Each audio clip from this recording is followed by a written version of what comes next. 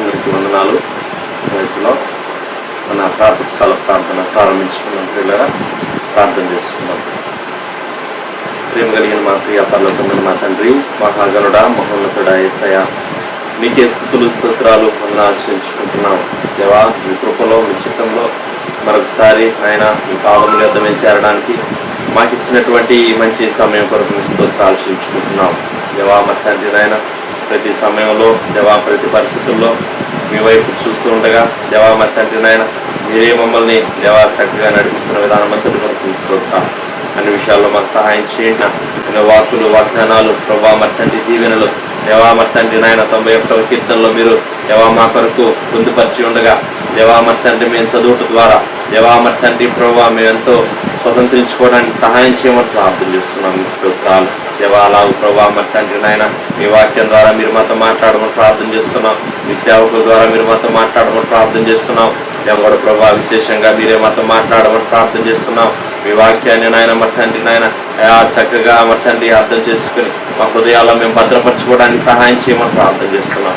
దేవా వెండిని వెతికినట్లుగా దేవా మా తండ్రి నాయన శ్రేష్టమైన ధననిధి వెతికినట్లుగా ప్రభా మా తండ్రి మీ వాక్యాన్ని కూడా ప్రభా మేము నాయన దేవా వెతికి దేవా మా హృదయాల్లో మేము భద్రపరచుకోవడానికి సహాయం చేయమని ప్రార్థన చేస్తున్నాం. మీ స్తోత్రాలు. ఇదిగో ప్రభా మీరు మాట్లాడుతూ ఉండగా వినగలిగి దేవా మా తండ్రి చెవులు దేవా మా తండ్రి మీ వాక్యాన్ని దాచుకునే హృదయాన్ని దేవా మెండుగా మీరు మాకు దయచేయమని ప్రార్థన చేస్తున్నాం. మీ స్తోత్రాలు మీరు నడిపించమని ముందున్న సమయం అంతటిని కూడా మా కొరకు దీవించమని యేసుక్రీస్తు వారి అతి పరిశుద్ధమైన నామములో స్తుతించి ప్రార్థన చేసి అడిగి వేడుకుంటున్నాం పరలోకపు తండ్రి. ఆమేన్. 91వ కీర్తన. మహోన్నతిని చాటున నివసించువాడే సర్వశక్తిని నీడను విశ్రమించువాడు. ఆయనే నాకు ఆశ్రయము, నా కోట, నేను నమ్ముకున్న నా దేవుడని నేను యెహోవాని గురించి చెప్పుచున్నాను.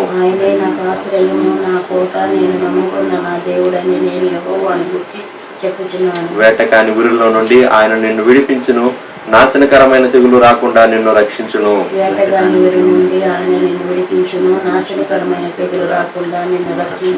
ఆయన తన రెక్కలతో నిన్ను కప్పును, ఆయన రెక్కల క్రింద నీకు ఆశ్రయం కలుగును. ఆయన సత్యము కీడెమును డాలునై ఉన్నది. ఆయన తన రెక్కలతో కప్పును, ఆయన రెక్కల కింద నీకు ఆశ్రయం కలుగును. ఆయన సత్యము కీడెము డాలునై ఉన్నది. రాత్రి వేళ కలుగు భయమునకైనను, పగటి వేళ ఎగురు బాణమునకైనను, చీకటిలో సంచరించు తెగులునకైనను, మధ్యాహ్నమందు పాడు చేయు రోగమునకైనను నీవు భయపడుకుందువు.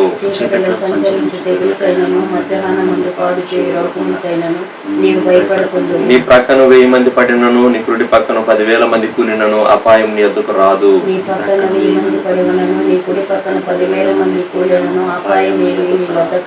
నీవు కన్నులారా చూచుచుండగా భక్తిహీనులకు ప్రతిఫలం కలుగును. యెహోవా నీవే నా ఆశ్రయము అని నీవు మహోన్నతుడైన దేవుని నీకు నివాస స్థలముగా చేసుకుని ఉన్నావు.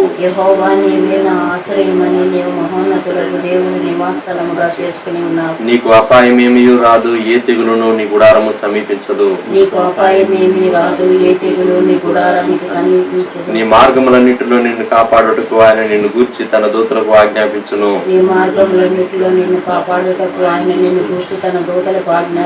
నీ పాదములకు రాయి తగలకుండా వారు నిన్ను తమ చేతుల మీద ఎత్తి పట్టుకుందరు. నీవు సింహములను, నాగుపాములను ద్రొక్కెదవు, కొదమ సింహములను, భుజంగములను అనగద్రొక్కెదవు.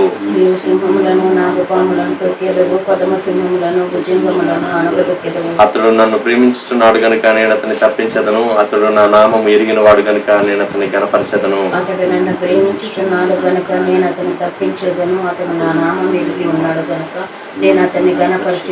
అతడు నాకు మొర్ర పెట్టగా నేను అతనికి ఉత్తరం ఇచ్చేదను. శ్రమలో నేను అతనికి తోడై ఉండెదను. అతను విడిపించి అతన్ని గొప్ప చేసేదను. అతడు నాకు మొరపెట్టగా నేను అతనికి ఉత్తరం ఇచ్చేదను. శ్రమలో నేను అతనికి తోడై ఉండెదను. అతన్ని విడిపించి అతన్ని గొప్ప చేసేదను. దీర్ఘాయువు చేత అతనిని తృప్తిపరచెదను. నా రక్షణ అతనికి చూపించెదను. దీర్ఘాయువు చేత అతనికి తృప్తిపరచెదను. నా రక్షణ అతనికి చూపించెదను. ఆమేన్. 54వ కీర్తన. దేవా, నీ నామమును బట్టి నన్ను రక్షింపుము, నీ పరాక్రమమును బట్టి నాకు న్యాయం తీర్చు. దేవా, నా ప్రార్థన ఆలకింపు, నా నోటి మాటలు చెవిని పెట్టు. అన్యులు నా మీదికి లేచి ఉన్నారు, బలాఢ్యులు నా ప్రాణము తీయజూచుతున్నారు. వారు తమ ఎదుట దేవుని ఉంచుకున్నవారు కారు. ఇదిగో దేవుడే నాకు సహాయకుడు, ప్రభువే నా ప్రాణమును ఆదరించువాడు. నా శత్రువులు చేయు కీడు ఆయన వారి మీదకి రప్పించింది. నీ సత్యమును బట్టి వారిని నశింపచేయు. స్వేచ్ఛార్పణలైన బలులను నేను నీకు అర్పించాను. యెహోవా, నీ నామము ఉత్తమము, నేను దానికి కృతజ్ఞతాస్తుతులు చెల్లించుచున్నాను. ఆపదలన్నిటిలో నుండి ఆయన నన్ను విడిపించున్నాడు. నా శత్రువుల గతిని చూచి నా కన్ను సంతోషించుచున్నాను. ప్రార్థన చేస్తాను. ప్రేమగల మా తండ్రి, పరిశుద్ధ ప్రభ, గొప్ప దేవ, మా రక్షక, మీకు వందనములు, స్తోత్రములు. ఈ ప్రాతకాల ధ్యానంలో మీరు షారోన్ సంఘాన్ని తండ్రి మీరు బలపరుస్తున్నందుకు టౌన్లోను ఆయా స్థలాల్లోనూ ఉన్నటువంటి మీ బిడ్డలు దూర స్థలాల్లో నుండి ఇతర ప్రాంతాల నుండి సహా ఈ సైట్ను ఎవరైతే వ్యూ చేస్తున్నారో ఆ బిడ్డలందరికీ స్తోత్రాలు. ఆశతో ఆసక్తితో ప్రాతకాలం మీ సన్నిధానంలో చేరినటువంటి మీ బిడ్డలు తండ్రి మీరు ఆశీర్వదించండి, దీవించమని ప్రార్థన చేస్తున్నాను. ప్రియ ప్రభ, ఈ ఉదయకాలం కీర్తన 54 వాక్యించాను మా కొరకు ఆశీర్వదించి దీవించి మహిమను పొందింది. యేసుక్రీస్తు ప్రభా నామంలో ప్రార్థిస్తూ ఉన్నాము తండ్రి, ఆమేన్. 54వ కీర్తన దావీదు రచించినటువంటి కీర్తన. జిఫీలు వచ్చి దావీదు మాలో దాగి ఉన్నాడు కాదా అని సౌలుతో చెప్పినప్పుడు దావీదు రచించిన దైవధ్యానము అని పైన చిన్న అక్షరాలతో వ్రాయబడింది. ఈ 54వ కీర్తన నుండి 60వ కీర్తన వరకు మనం చదువుతూ ఉంటే దావీదు దేవా, శత్రువు నుండి నన్ను తప్పించు, నన్ను విడిపించు, నన్ను కాపాడు అనేటటువంటి ప్రార్థన మనకు పదే పదే చాలా ప్రత్యేకంగా ఈ కీర్తనలో కనబడుతుంది. ఈ 54వ కీర్తన చిన్న కీర్తన. ఈ కీర్తన ప్రారంభం, దేవా నీ నామమును బట్టి నన్ను రక్షింపు. 6వ వచనములో యెహోవా నీ నామము ఉత్తమం, దేవుని పేరు. భక్తుడు క్యాల్విన్కు ఈ కీర్తన చాలా ఇష్టం. నీ నామమును బట్టి నన్ను రక్షింపు. ఈ ఉదయకాలం మనం ఈ వాక్యాన్ని, ఈ కీర్తనను ధ్యానం చేస్తూ ఉండగా దావీదు ఏ పరిస్థితిలో వ్రాసాడు అంటే, తన వారే తనను పట్టించడానికి వారు సౌలును పిలిచినప్పుడు దావీదు తప్పించుకోవాల్సి వచ్చింది. ఆ పరిస్థితుల్లో ఈ కీర్తన వ్రాసింది. సౌలు చేత తరుమబడినటువంటి కాలంలో దావీదు ఈ కీర్తన వ్రాసింది. మరి మనల్ని ఎవరు తరుముతూ ఉన్నారు? ఒక విధంగా మనం కూడా తరుమబడుతూ ఉన్నాం. మనకు ఆశ్చర్యం ఎవరు? దావీదుతో కూడా కలిసి మనం ఇలాగ ప్రార్థించాలి, దేవా నీ నామమును బట్టి నన్ను రక్షించు. దేవుడు రక్షించేటటువంటి దేవుడు. ఇశ్రాయేలీలు ఎర్ర సముద్రం దాటినప్పుడు నిర్గమకాండం 15వ అధ్యాయంలో 2వ వచనం, యెహోవాయే నా బలము నా గానము, ఆయన నాకు రక్షణయు ఆయన. రక్షించేటటువంటి నామం. ఇంకా చెప్పాలి అంటే మోషే ఇశ్రాయేలీయులను విడిపించడానికి మునుపు దేవుడు తనతో హోరేబు కొండ దగ్గర మాట్లాడేటప్పుడు, దేవా నీ పేరేమి, 3:13 నిర్గమకాండం, నేనేం చెప్పాలి, ఆయన పేరు ఏమి అని అడిగిన ఎడల వారితో నేనేమి చెప్పవలనని దేవుణ్ణి అడిగాను. అందుకు దేవుడు, నేను ఉన్నవాడను అనువాడనై ఉన్నానని మోషేతో చెప్పాను. మరియు ఆయన ఉండును అనువాడు మీ యొద్దకు నన్ను పంపినని నీవు ఇశ్రాయేలీయులతో చెప్పాలి. నేనున్నాను, ఐయామ్ దట్ ఐయామ్. నేను ఉన్నాను అని చెప్పాడు దేవుడు. నేను ఉన్నాను. ఒక చక్కని సువార్త గీతం ఉంది. ఆ పాటలో ఏమని ఉంటుందంటే, అన్న వస్త్రములందు ఆశయించుకలేక అన్నా అని సేవింతులే, ఓ యేసునాథా అన్నా అని సేవింతులే, ఉన్నానంచు చెప్పుచున్నవాడవు కావా, ఉన్నావు నాకేమిలే ఓ యేసునాథా. అంటే నాకేం భయం లేదు యేసు ప్రభు, భారంబులన్నిటికీ నీవే అనుచు నిర్భయుడనై ఉన్నానులే ఓ యేసునాథా, నిర్భయుడనై ఉన్నానులే అని స్వార్థ గీతం ఒకటి ఉన్నది, చక్కని గీతం. నేనున్నాను అని, యుగ సమాప్తి పర్యంతం నేనున్నానని మొదటి శతాబ్దంలో శిష్యులతో చెప్పాడు. ఈ దినాల్లో, అంచె దినాల్లో సహా ఇదిగో నేను మీతో ఉన్నాను అని ప్రభు మనతో చెప్తూ ఉన్నాడు. ఇక్కడ 54వ కీర్తన మొదటి వచ్చింది. దేవా, నీ నామమును బట్టి నన్ను రక్షింపుము, నీ పరాక్రమమును బట్టి నాకు న్యాయము తీర్చు. పరాక్రమం, యుద్ధం చేసేటటువంటి వారు, వారి శూరత్వం, పరాక్రమం. దేవుడు నీ శత్రువులతో లేక మన శత్రువులతో ఆయన యుద్ధం చేస్తాడు. యుద్ధం చేసి ఆయన న్యాయం తీరుస్తాడు. గమనిద్దాం. 2వ వచనం, దేవా నా ప్రార్థన ఆలకింపుము, నా నోటి మాటలు చెవిని పెట్టు. దేవునికి సవినయంగా మనవి చేసుకుంటూ ఉన్నాడు. దేవా నా ప్రార్థన ఆలకించు. దేవుడు మన ప్రార్థనను ఆలకించినటువంటి దేవుడుగా ఆయన ఉండాలి. దేవా నా ప్రార్థన ఆలకించు. మొరపెట్టేటటువంటి వారికి ఆయన సహాయం చేసేటటువంటి వాడు. నీ పెదవుల నుండి నీవేమి మాట్లాడుతూ ఉన్నావో, ఎటువంటి అంతరంగము హృదయంలో నుండి భారంతో, కొన్ని మార్లు మనం హృదయంలో చాలా వేదన ఉంటుంది, కొన్ని మాటలే మాట్లాడతాం, మూలుగు ఉంటుంది, దుఃఖం ఉంటుంది, కన్నీరు ఉంటుంది, గొంతు పెగలదు. అయినా మన పెదవుల నుండి వచ్చేటటువంటి మాటలు, మన హృదయ భారం ఆయన చూస్తూ ఉంటాడు. నా నోటి మాటలు చెవిని పెట్టుము. 3వ వచనం, అన్యులు నా మీదికి లేచి ఉన్నారు, బలాఢ్యులు నా ప్రాణము తీయజూచుతున్నారు. ఈ కీర్తన అంతా మనం 7 వచనాలు అయిన తర్వాత ఈ జిఫీయులను గురించి మనం చూస్తాం. జిఫీయులు యోధ వంశస్థులు, దావీదు యొక్క వంశానికి చెందినటువంటి వారు. వారే దావీదుకు వ్యతిరేకంగా పనిచేసినందువలన వారిని దావీదు అంటూ ఉన్నాడు, వారిని అన్యులుగా ఎంచుకున్నాడు. అన్యులు నా మీదికి లేచి ఉన్నారు, బలాఢ్యులు నా ప్రాణము తీయజూచుతున్నారు. ఆ పైన చిన్న అక్షరాల్లో మనం చదువుకున్నాం. జిఫీయులు వచ్చి దావీదు మాలో దాగి ఉన్నాడు కాడా అని సౌలుతో చెప్పినప్పుడు, మేము దావీదును పట్టిస్తాం, రాజా సౌలా మీరు రండి, మేము మీకు దావీదును పట్టిస్తాం అని చెప్పేసేసి వారు సౌలును తమ ప్రాంతానికి ఇన్వైట్ చేసి, అది కాంటెక్స్ట్. అన్యులు నా మీదికి లేచి ఉన్నారు. ఈ అన్యులు ఎవరు అంటే జిఫీయులు. ఎవరు సొంతవారు, ఎవరు అన్యులు? దేవుని బిడ్డలే మన సొంతవారు. ఎవరు అన్యులు?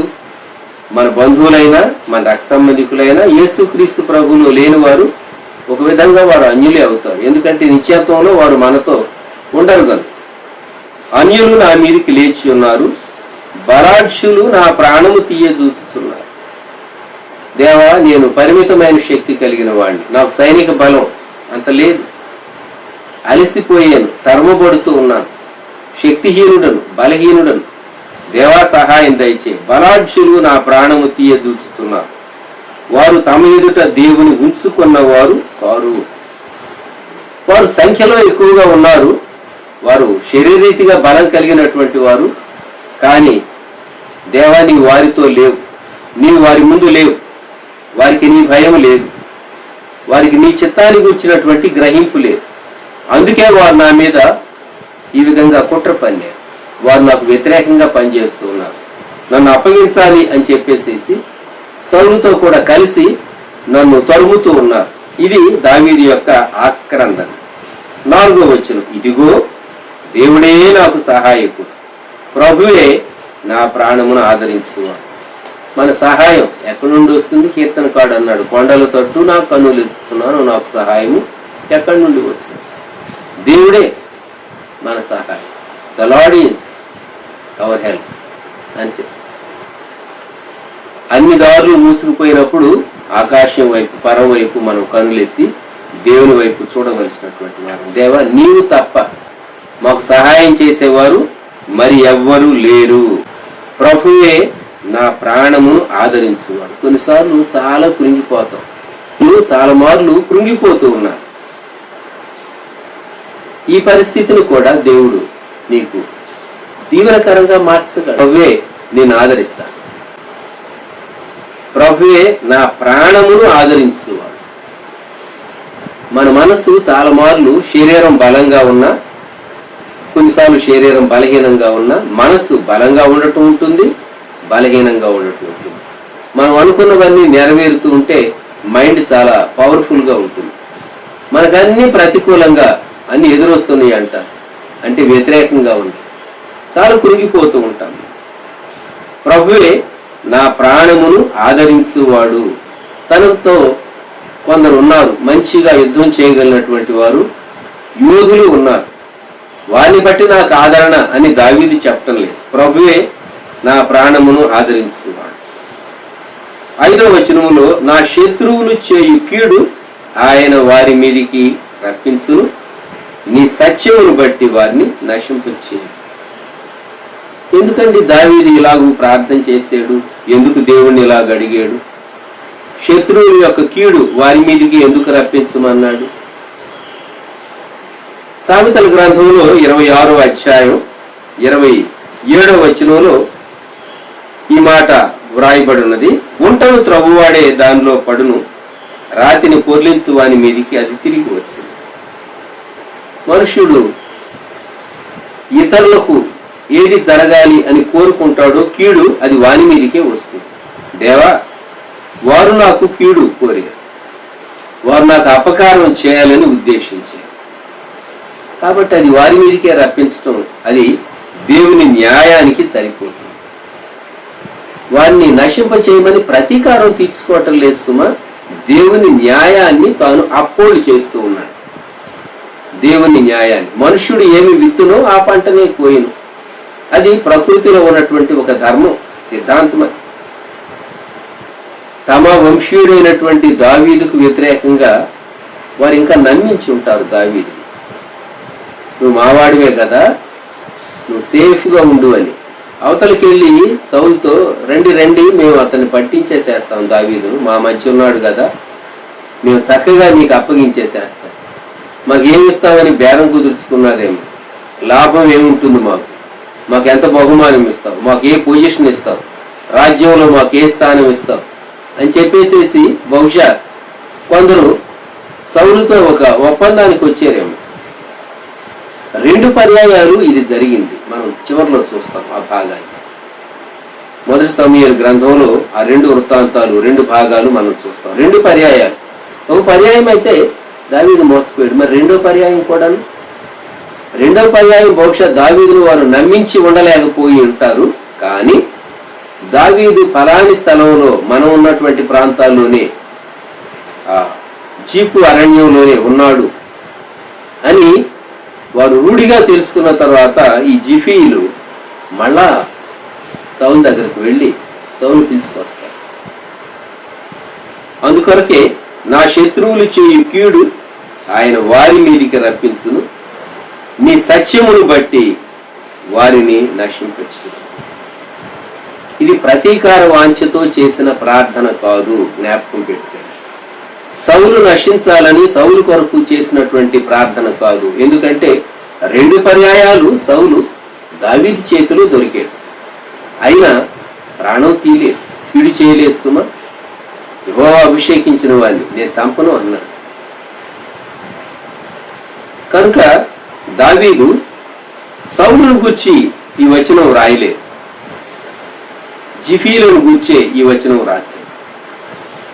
ఎప్పుడైతే నీవు నా శత్రువులను త్వరగా చేస్తావో దేవా, స్వేచ్ఛార్పణలైన బలులను నేను నీకు అర్పించేదను.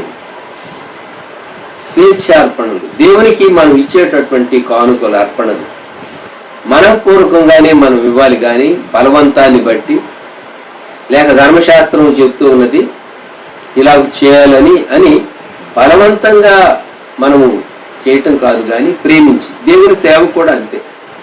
ఎవరో మనల్ని గుర్తిస్తారు, ఎవరో మనకు ఏదో ఘనత ఆపాదిస్తారు అని కాదు, దేవుని ప్రేమించి మనము దేవుని కొరకు సేవ చేయడం. సేవ అలానే విస్తరించింది. 20వ శతాబ్దంలో సేవ అలానే విస్తరించింది. ఉద్యోగాలు చేసుకుంటూ దేవుని సేవ చేశారు, ఉద్యోగాలు వదిలిపెట్టి వచ్చి దేవుని పరిచర్య కొరకు సంపూర్ణంగా అప్పగించుకుని దేవుని సేవ చేశారు. అందరూ బట్టే సువార్త వెలుగు అనేకులను దర్శించింది, అనేక దేశాలు వెలిగించింది, ప్రాంతాలను వెలిగించింది. రక్షణను వారు అనుభవించగలిగారు. స్వేచ్ఛార్పణలైన బలులను నేను నీకు అర్పించాను. 6వ వచనంలో మరలా భక్తుడు అంటున్నాడు, యెహోవా నీ నామము ఉత్తమం, నేను దానికి కృతజ్ఞతాస్తుతులు చెల్లించుచున్నాను. నీ పేరును బట్టి, శ్రేష్టమైనటువంటి పేరు, ఉత్తమమైనటువంటి పేరు, అన్ని నామముల కన్నా పైనామము యేసుని నామము అని మనం పాడుతున్నాం. శ్రేష్టమైనటువంటి పేరు కనుక ఆయన పేరును బట్టి, ఆయన తన పేరుకు, తన స్వభావానికి తగినటువంటి వాడు. ఆయన తన పేరుకు స్వభావానికి తగినవాడు. మీకు అర్థం అవటం కొరకు ఒక ఎగ్జాంపుల్ చెప్తాం, వేరుగా తలంచకండి. ఒకరికి ఇంటి పేరు పిల్లి అని ఉందనుకండి, అని వాళ్ళు మాట్లాడితే సింహం గర్జించినట్టు గర్జిస్తారు.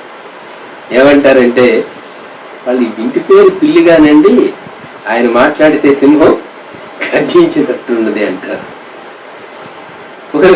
ఒకరింటి పేరు సింహం, కానీ చాలా సాఫ్ట్గా మాట్లాడేవాడు.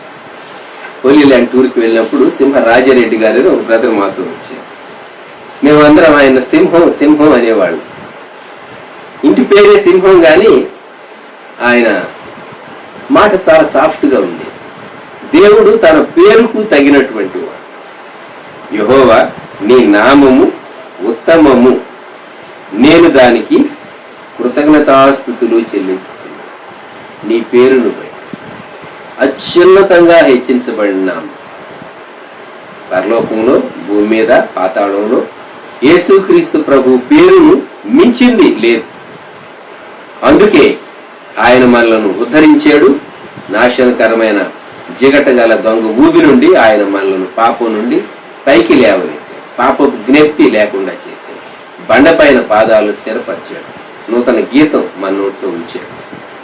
ప్రభువైన యేసుక్రీస్తుని బట్టి మనం ఆనందిస్తూ ఉన్నాం. నీ నామం ఉత్తమము, నేను దానికి కృతజ్ఞతాస్తుతులు చెల్లించుతున్నాను. 7వ వచనం, ఆపదలన్నిటిలో నుండి ఆయన నన్ను విడిపించి ఉన్నాడు. ఆ పైన ప్రారంభంలోనే 54వ కీర్తనలో నన్ను రక్షింపుము అన్నటువంటి దావీదు, మరి 7వ వచనం వచ్చేసరికి విడిపించి ఉన్నాడు అంటూ ఉన్నాడే. విడిపించాడా? ఇంకా విడిపించలా. విశ్వాసంతో ఈ మాట చెప్తూ ఉన్నాడు. నా సమస్య తొలగిపోలేదు, ఆపదలన్నిట్లో నుండి ఆయన నన్ను విడిపించి ఉన్నాడు. ఈ వచనం మనం ఈ దినం ప్రామిస్ గా తీసుకుందాం, దేవుని వాగ్దానంగా మనం స్వీకరిద్దాం. కీర్తన 54:7, ఆపదలన్నిటిలో నుండి, కొన్నిట్లో నుండి వెళ్ళి అన్నిటిలో నుండి ఆయన నన్ను విడిపించి ఉన్నాడు.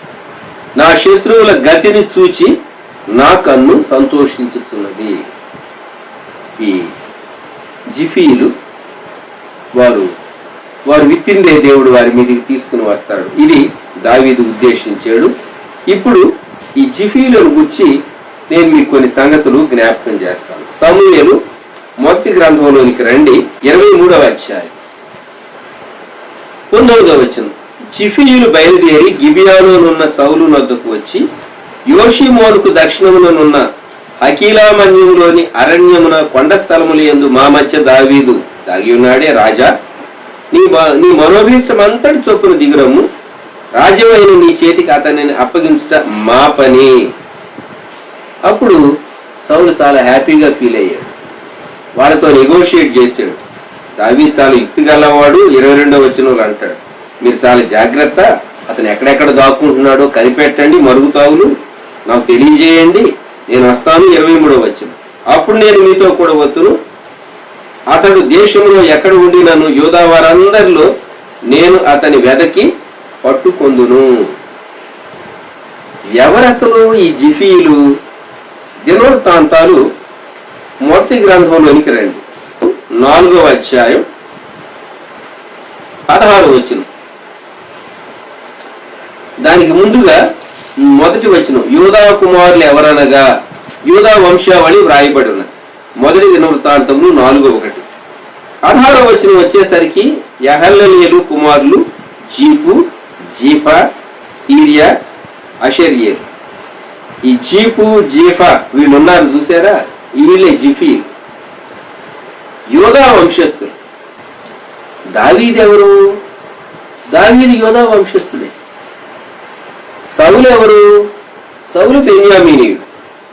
బెన్యామీనీయుడు మాత్రమే కాదు, సౌలు తనను దేవుడు ఏర్పాటు చేసుకున్నాడు అనేటటువంటి విషయం తనకు తెలియపరచబడినప్పుడు సౌలే తాను చెప్పినటువంటి మాట 1 సమూయేలు 9వ అధ్యాయం 21వ వచనం. అందుకు సౌలు, నేను బెన్యామీనీయుడను కానా? నా గోత్రం ఇశ్రాయేలీయుల గోత్రములో స్వల్పమైనది కాదా? నా ఇంటి వారు బెన్యామీను గోత్రపు ఇంటి వారు అందరిలో అల్పులు కారా? ఆ గోత్రము గుర్తింపు కలిగిన పెద్ద గోత్రం ఏమి గొప్ప గోత్రం కాదు. ఆ గోత్రంలో వీరి కుటుంబం కూడా కీష్ కుటుంబం, సౌలు యొక్క తండ్రి కుటుంబం. భాగ్యవంతులే గాని ఎన్నిక కలిగినటువంటి వారు కాదు. ఈ చిఫీయులకు బహుశా ఏమని ఉండుంటుందంటే, దావీదు మా వంశస్థుడే, మా తెగకి చెందినవాడే, ఇంకా మన భాషలో చెప్పాలంటే మా కులస్థుడే. ఇతను ఎందుకు సింహాసనానికి వెళ్ళాలి? మనకు దొరకనటువంటి అవకాశం ఇతనికి ఎందుకు రావాలి? కొంతమంది మనస్తత్వం ఎలాగుంటుందంటే, నాకు దొరకనిది ఇతరులకు కూడా మేలైనది దొరకకూడదు. చాలా భయంకరమైన మనస్తత్వం. నేను నాశనమైనా చేస్తాను కానీ, ఆ వస్తువును పాడైనా చేస్తాను కానీ, ఆ వస్తువుని ఇంకొకడు వాడుకోకూడదు. మావాడే, మా యూదా గోత్రానికి చెందినవాడే దావీదు. ఇతను రాజు అవుతాడా? బెన్యామీనుడు అతన్నే రాజు కాని. అతను మాకు ప్రామిస్ చేశాడు. ఏమని? పదవి ఇస్తానన్నాడు, డబ్బు ఇస్తానన్నాడు, అది ఇస్తానన్నాడు, ఇది ఇస్తానన్నాడు. చూచారా ఈ చిఫీలు ఎంత దుర్మార్గమైనటువంటి మనస్తత్వం కలిగిన వారు? కొన్నిసార్లు మనం యేసుక్రీస్తు ప్రభువును బట్టి రక్షించుకునే నిమిత్తం మన వారిని ప్రేమించాలి. పౌలు భక్తుడు రోమాపత్రికలో ఏమంటాడు? రోమాపత్రిక 9వ అధ్యాయం 3వ వచనం. సాధ్యమైన ఎడల దేహ సంబంధులైన నా సహోదరుల కొరకు నేను క్రీస్తు నుండి వేరే శాపగ్రస్తుడనై ఉండకూడదును. ఎందుకంటే వారిని రక్షించుకోవటానికి. అంతేగాని వారు దేవుని చిత్తానికి లోబడినటువంటి వారైతే, చాలా మార్లు మనం మన బంధువులను బహుగా ప్రేమించడం, వాళ్ళ కోసం జీవితాన్ని అంతటి అప్పగించుకోవటం దేవుని చిత్తమో కాదో వ్యక్తులు తెలుసుకోవాలి. విశ్వాస అయినటువంటి వ్యక్తి, నేను దేవుని మాట నీ మాట 2 మాటలు నా ముందు పెట్టి తెలుసుకోమంటే, నీ మాట దేవుని మాటకు సరిపోతే నేను తీసుకుంటా, వ్యతిరేకమైతే నేను ప్రక్కన పెట్టేస్తాను. నీవెవరైనా నాకు పర్వాలేదు, నీవెవరైనా సరే. నేను చెప్పిన మాట నీ వినవా? నాకు దేవుడే ఎక్కువ. ఎందుకంటే నిత్యత్వంలో ఉండబోయే దేవునితో, దేవుని చిత్తమే నేను చెయ్యాలి. నీ ఇష్టాన్ని నేను చేసి నష్టపోతాను. జిఫీలు వీరు చాలా భయంకరమైనటువంటి మనస్తత్వం కలిగిన వారు. ఇప్పుడు రండి అన్నారు కదా, రండి అన్నప్పుడు సౌలు వచ్చాడు. సౌలు వచ్చి 26వ వచనం, సౌలు పర్వతం ఈ తట్టును, దావీదు అతని జనులు పర్వతం ఆ తట్టును పోవచ్చుండగా దావీదు సౌలు దగ్గర నుండి తప్పించుకొని పోవాలని త్వరపడుచు ఉండెను. సౌలును అతని జనులను దావీదును అతని జనులను పట్టుకొని వాళ్ళని వారిని చుట్టుకొనుచు ఉండ్రి. ఒక దూత వచ్చి, ఫిలిస్తీన్లు వచ్చారు, త్వరగా దండెత్తి వచ్చారు రమ్మంటే అప్పుడు దావీదును తరవటం అని వెళ్ళాడు. ఇది మొదటి సంఘటన 23వ అధ్యాయం 1 సమూయేలు. ఇంకొక సంఘటన 1 సమూయేలు 26వ అధ్యాయం. అంతటా జీఫీయులు గిబియాలో సౌలు నద్దకు వచ్చి, దావీదు యోషిమోని ఎదుట హకీలా మన్యములో దాగి ఉన్నాడని తెలియజేయగా, సౌలు లేచి ఇశ్రాయేలీయుల్లో ఏర్పరచబడిన 3000 మందిని తీసుకుని జీపు అరణ్యములో దావీదును వెదకుటకు జీపు అరణ్యమునకు పోయెను. ఇది 2వ భాగం. ఒక పర్యాయం వీరు అప్పగించాలని ప్రయత్నించారు, వీలు పడలేదు. బహుశా బహుమానం, సౌలు ఇచ్చేటటువంటి గిఫ్ట్, దాని మీద వారికి చాలా ఆసక్తి లేక సౌలు వారికి చెప్పినటువంటి పొజిషన్, ప్రామిస్ చేసినటువంటి పొజిషన్ మీద మనసు ఉంది. రెండవ మారు ప్రయత్నం చేశారు. రెండవ మారు కూడా దావీదు తప్పించుకున్నాడు. చూచారండి, ఆ సందర్భంలో 54వ కీర్తన దావీదు రాశాడు. విశ్వాసులంగా, దేవుని బిడ్డలంగా, ప్రభువును ప్రేమించేటటువంటి వారంగా మనం నేర్చుకోవలసినటువంటి, గమనించవలసినటువంటి ప్రాముఖ్యమైనటువంటి విషయం, నావాడు లేక మనవారు, మన కులస్తులు, మన ప్రాంతానికి చెందినవారు, మన భాష మాట్లాడేవారు అని చెప్పి దేవుని చిత్తం తెలుసుకోకుండా వారిని ప్రేమించి, అభిమానించి, మేలు చేసి కీడు పొందాల్సి వస్తుంది. జాగ్రత్త సుమా. నీవు ఎవరికైతే మేలు చేస్తావో నీ వాళ్ళే నీ కీడు చేస్తారు. అదేమంటే నేను వాడి బంధువునేనండి, నీ పేరు వాడుకుంటారు కొన్ని మాట, నీ మంచితనాన్ని చేతగానితనంగా భావిస్తారు. అంతేకాదు, మోసగించడానికి కూడా ప్రయత్నిస్తారు. మన వాళ్ళని దగ్గరకు రానిస్తాం, వాళ్ళేమో మోసగిస్తారు. కాబట్టి జాగ్రత్త సుమా. మన జీవితంలో మనం దావీదు ఎదుర్కొన్నటువంటి పరిస్థితి, జీఫీయులు 2 పర్యాయాలు సౌలుకు దావీదును పట్టించడానికి ప్రయత్నం చేశారు. దావీదు తరుముబడ్డాడు. అది దావీదు వృత్తాంతం. దేవా, నీ నామమును బట్టి నన్ను రక్షింపుము. 6వ వచనం, యెహోవా నీ నామము ఉత్తమం. మోషేతో అన్నాడు, నేను ఉన్నవాడును అనువాడనై ఉన్నాను. అదే దేవుడు అబ్రహాముతో మాట్లాడుతూ ఆదికాండ గ్రంథంలో దేవుడు అబ్రహాముకు నేను సర్వశక్తి గల దేవుడును అని చెప్పేసేసి తాను అబ్రహాముతో మాట్లాడినప్పుడు దేవుడు చెప్పినటువంటి మాట 17వ అధ్యాయం ఆదికాండం 1వ వచనం, అబ్రహాము 99 ఏండ్ల వాడైనప్పుడు యెహోవా అతనికి ప్రత్యక్షమై నేను సర్వశక్తి గల దేవుడను, నా సన్నిధిలో నడుచుచు నిందారహితుడు అయ్యాడు. సర్వశక్తి గల దేవుడు, దేవుడు సర్వశక్తిమంతుడు. ఎల్ షద్దాయ్, ఏల్ శబ్దం దేవునికి చెంది. ఆయన నామం శక్తి కలిగినటువంటి దేవుడు, రక్షించేటటువంటి దేవుడు, సదాకాలం మనతో ఉంటాను అని చెప్పినటువంటి దేవుడు, నేనున్నాను అని చెప్పినటువంటి దేవుడు. ఆయన నామం ఎంత ఉత్తమమైంది. మనం ప్రభు తట్టు చూద్దాం. దయచేసి తలలు వంచండి, ప్రార్థన చేసుకుందాం. ప్రేమగల మా తండ్రి, పరిశుద్ధ ప్రభ, మీకు వందనములు, స్తుతులు, స్తోత్రములు చెల్లిస్తున్నాం.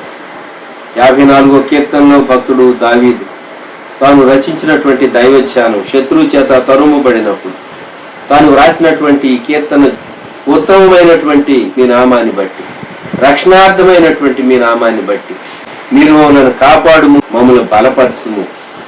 దావీదును స్వంత వారే, తన యూదా వంశస్థులే, జీఫీలే తన సౌలుకు పట్టించడానికి ప్రయత్నం చేశారు. అంత భయంకరమైన పరిస్థితుల్లో మీరు దావీదును బలపరిచారు. దేవా, మీరు మాకు తోడయండి. ఈ దినాల్లో మమ్మల్ని బలపరిచేటటువంటి దేవుడు, ఈ నామమును బట్టి మమ్మల్ని రక్షించు, ఉద్ధరించు. ఏ వ్యాధులు, సీజనల్ డిసీజెస్ తలెత్తుతాయో తెలియదు. మా ముందు ఉన్నటువంటి పరిస్థితులు ఎటువంటివో మేము కొంత మటుకి అంచనా వేయగలం. అయితే సమస్తాన్ని ఎరిగినటువంటి దేవుడు, మమ్మల్ని చూచే దేవుడు, మమ్మల్ని ఆదరించే దేవుడు, మమ్మల్ని కాపాడే దేవుడు మీరున్నారు కనుక యేసు ప్రభు మీకు స్తోత్రాలు. మేము మీ వైపు చూస్తున్నాం.